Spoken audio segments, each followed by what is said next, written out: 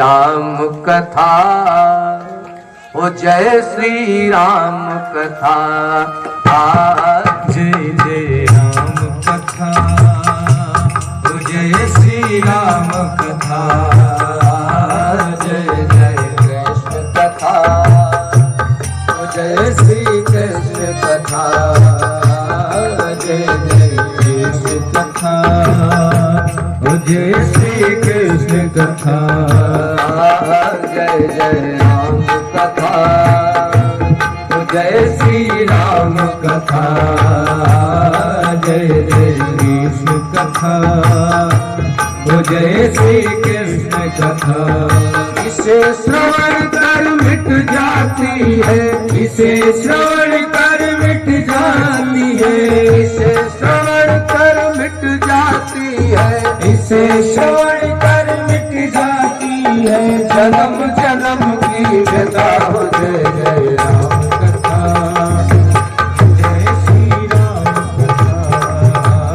जय जय कृष्ण कथा, ओ जय श्री कृष्ण कथा। जय जय राम कथा, ओ जय श्री राम कथा। जय जय कृष्ण कथा, ओ जय श्री कृष्ण कथा। कली बिटप कुठारी, सागर सुन गिरिराज कुमारी। राम कथा कलि बिटप कुठारी, सागर सुर गिरिराज कुमारी।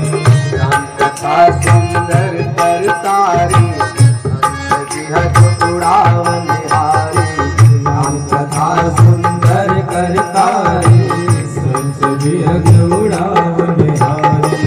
तेरा सब संशय भागेगा, तेरा सब संशय भागेगा, मेरा सब संशय भागेगा, मेरा सब संशय भागेगा। तुम पार्वती कर कथा। जय जय राम कथा, जय श्री राम कथा। जय जय कृष्ण कथा, ओ जय श्री कृष्ण कथा। जय जय कृष्ण कथा, ओ जय श्री कृष्ण कथा। जय जय राम कथा, जय श्री राम कथा। जय जय जय श्री कृष्ण कथा। सुखदेव जी महाराज जी का पदार्पण हुआ। देखिए, अगर आपकी निष्ठा सच्ची है, निष्ठा, निष्ठा जानते हो किसे कहते हैं? हेलो, निष्ठा किसे कहते हैं बताओ? निष्ठा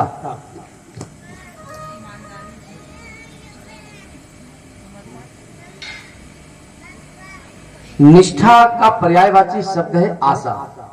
अगर आपको पूर्ण आशा है, पूर्ण आशा, तो एक न एक दिन निष्ठा बन जाती है।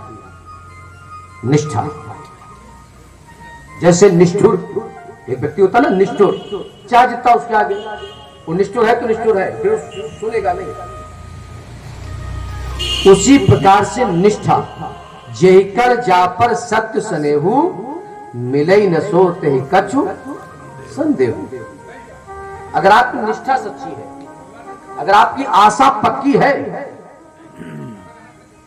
तो एक ना एक दिन जरूर भगवान आपकी सुनेंगे, जरूर सुनेंगे।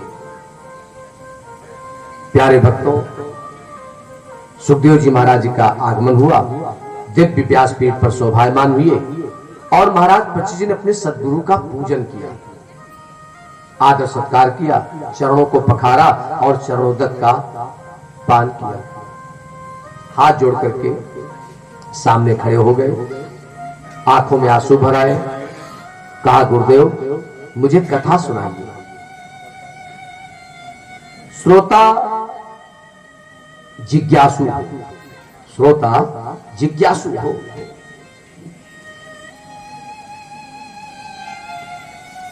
ये और भी दो सहयोग आए हैं। ये हमारे श्रीमान राजकुमार मिस्त्री भैया जी हैं, महमूदाबाद के निवासी हैं। क्या बात है, तो सब हमारे क्षेत्र के हैं। तो श्रीमान राजकुमार मिस्त्री भैया जी हैं, आप महमूदाबाद के निवासी हैं। आपने 151 रुपए का दिव्य सहयोग किया है। एक बार जोरदार ताली बजा के उत्साहवर्धन करें। बहुत बहुत आशीर्वाद है, साधुवाद है। और आप हमारे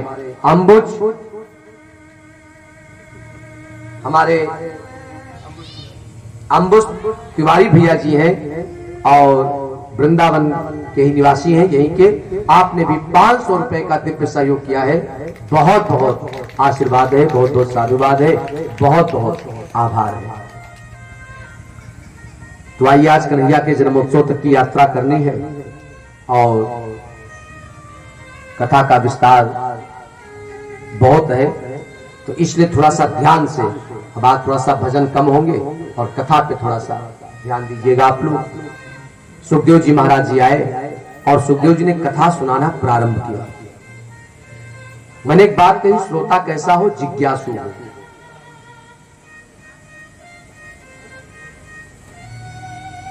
जिज्ञासु जब श्रोता को मिलता है ना, गुरु जी फिर ये कैसे हुआ, गुरु जी फिर ये कैसे हुआ, गुरु जी फिर ऐसा कैसे हुआ, तो फिर सदगुरु को भी, वक्ता को भी आनंद आता है। जिज्ञासु हो, तर्की ना हो, तर्क ना करे।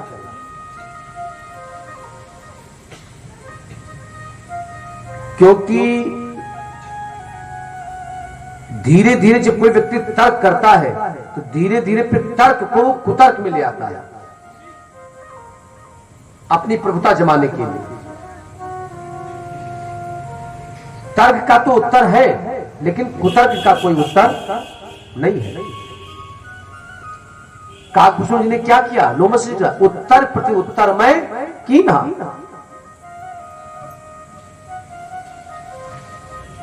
कल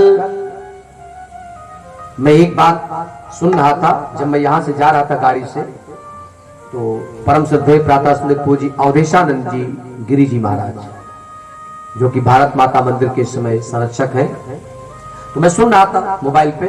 बड़ी अच्छी बात उन्होंने एक बात, बहुत अच्छी बात बोली, मुझे बहुत अच्छा लगा। सदगुरु से के सामने 5 शब्दों का प्रयोग नहीं करना चाहिए। अपने सदगुरु के सामने 5 शब्दों का प्रयोग नहीं करना चाहिए। कैसे, कहां, क्यों, कब,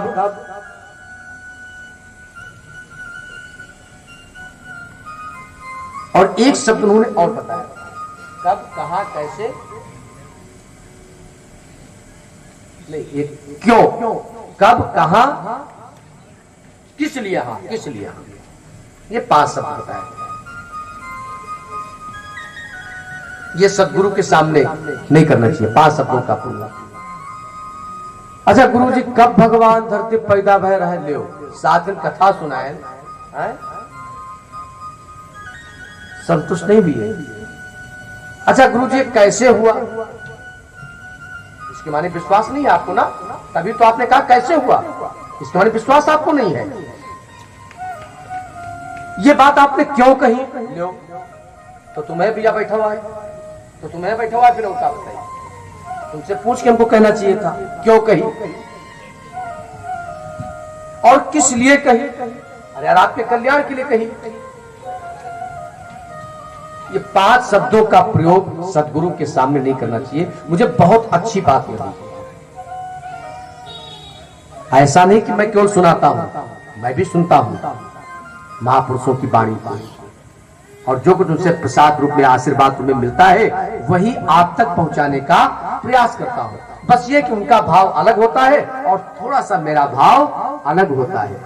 मेरा ये प्रयास रहता है कि मैं कैसे आपको अपनी बात, अपनी कथा, अपने सद्विचार, मुझे केवल आपके दिमाग तक नहीं, कंठ तक नहीं, आपके हृदय तक कैसे पहुंचाया जाए, मैं इस प्रयास में रहता हूं।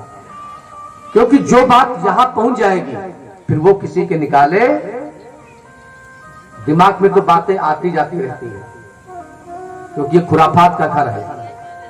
लेकिन जो चीज दिल में आ जाएगी वो चीज फिर किसी के निकाले। कथा को दिल में बसाइए, कथा को दिल में।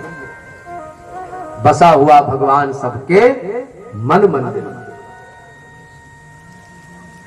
सुखदेव जी कहते राजन, कोई संदेह हो तो उसे दूर कर लीजिएगा, क्योंकि संदेह में रह करके कोई भी भगवान का कार्य नहीं करना चाहिए।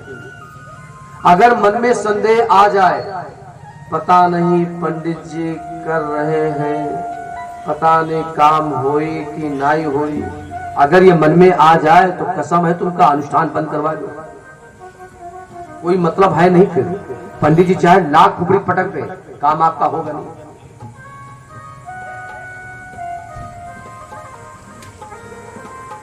देखिए, पंडित जी की प्रार्थना और आपका पंडित जी के प्रति विश्वास, विश्वासम फलम दायका, आप विश्वास में रहिए, अपने आचार्य अपने सदगुरु के ऊपर विश्वास रखिए।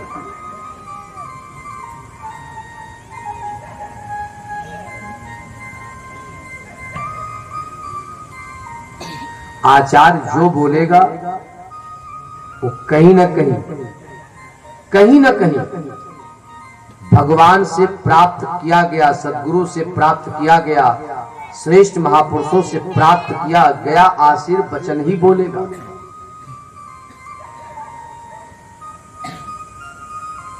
जैसे लोग कहते हैं कि मैंने पूजा कराई और हमको उसका फल नहीं मिला, मैं नहीं मानता, कतई नहीं मानता। इसके माने आपने कराई ही नहीं। मंत्र महामण विषय व्याल के मेटत कठिन कुंक भाल के, ऐसा कैसे हो सकता है भाई? ये चौपाई झूठी कैसे हो सकती है? कैसे? अगर निष्ठा से किया गया, विश्वास से किया गया तो फल उसका मिलेगा जरूर। हाँ, कब तक मिलेगा इसका है। सत्कर्म का फल मैंने एक दिन आपको बताया था, या तो 3 दिन में मिलेगा, या तो 3 सप्ताह में मिलेगा, या 3 पखवाड़े में मिलेगा, या 3 महीने में मिलेगा, या 3 वर्ष में मिलेगा। मिलेगा जरूर। 3 वर्ष तक इंतजार करना चाहिए, 3 वर्ष तक।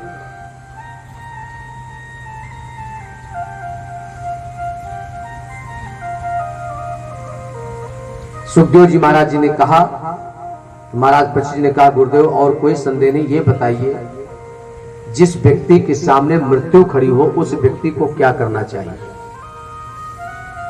सुखदेव जी ने कहा, राजन, इस संसार में केवल 2 ही चीजें सत्य हैं। एक तो भगवान का नाम सत्य है और दूसरा आपकी मृत्यु। मृत्यु सत्य है। एक न एक दिन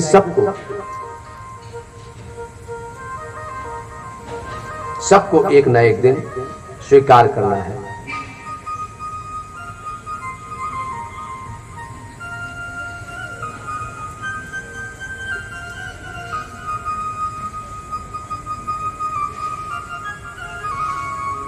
और इसको सत्य मान करके व्यक्ति को बड़े सावधानी पूर्वक जीना चाहिए, बहुत सावधानी पूर्वक। जरा सा भी चूक गए ना तो फिर वही 84 लाख योनियों में, जरा सा चूक गए।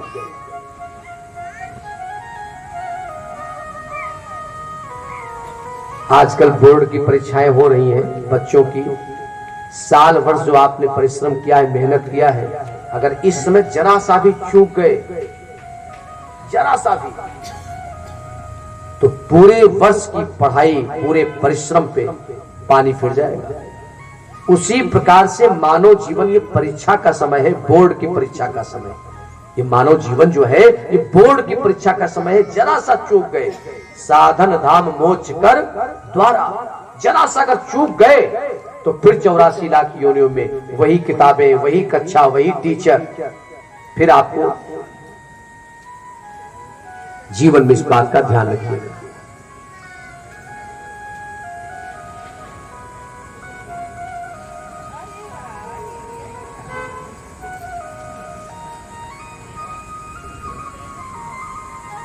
प्यारे भक्तों, महाराज परीक्षित जी को सुखदेव जी ने कथा सुनाना प्रारंभ किया। सबसे पहले विभिन्न प्रकार के देवी देवताओं की उपासना का क्रम कह करके सुनाया। किस देवता की हम कैसे उपासना करें, हम किसको कैसे, विभिन्न प्रकार की देवी देवताओं की उपासना का क्रम कह करके सुनाया। आप पूजन कर रहे हैं, लेकिन किसका पूजन कैसे करें ये जानना बहुत जरूरी है।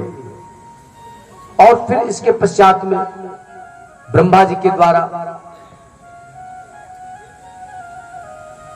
10 प्रकार की सृष्टि की रचना कह करके सुनाई।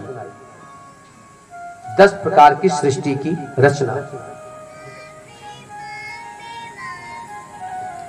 भगवान के 2 स्वरूप हैं, निराकार और साकार, विराट और सूक्ष्म। भगवान के 2 स्वरूप हैं। अगर पहाड़ में भगवान है तो चींटी में भी, अगर हाथी में है तो चींटी में भी है।